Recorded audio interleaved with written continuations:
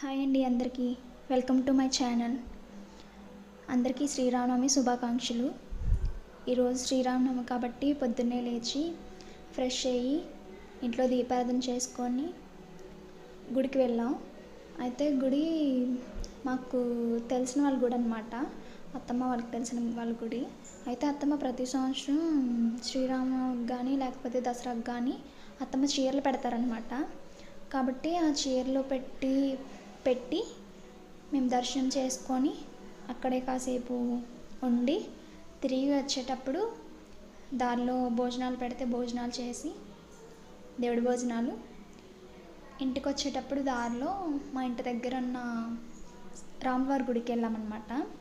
ఆ గుడి ఏంటంటే ప్రతి సంవత్సరం శ్రీరామనవమికి అక్కడ కళ్యాణం చేస్తారనమాట శ్రీవారికి.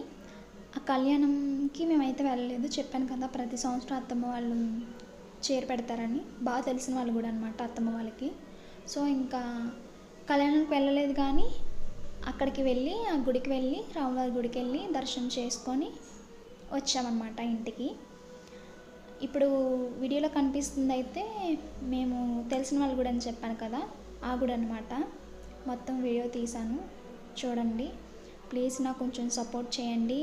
ఇది నాకు కొత్త, అంటే ఎప్పటి నుంచో చేద్దాం అనుకుంటున్నా కానీ ఎలా ఉంటుందా ఏంటా అని కొంచెం భయం వేసి కూడా చేయలేదు. కానీ ఇంట్లో ఖాళీగా కూర్చుంటే మనకి ఏం రాదు కదా, సో ఏదో యూట్యూబ్లో ఇలా చేస్తున్నాను కాబట్టి ప్లీజ్ నాకు సపోర్ట్ చేయండి. చూసిన ప్రతి ఒక్కరూ లైక్ చేయండి, సబ్స్క్రైబ్ చేసుకోండి. నేను యూట్యూబ్లో షార్ట్స్ పెడుతున్నాను, అవి చూస్తున్నారు, చూసి లైక్ చేయట్లేదు, సబ్స్క్రైబ్ చేసుకోవట్లేదు, కానీ వ్యూస్ మాత్రం బాగా వస్తున్నాయి. అందుకే అడుగుతున్నాను, ప్లీజ్ నాకు సపోర్ట్ చేయండి. Thanks for watching this video. Bye.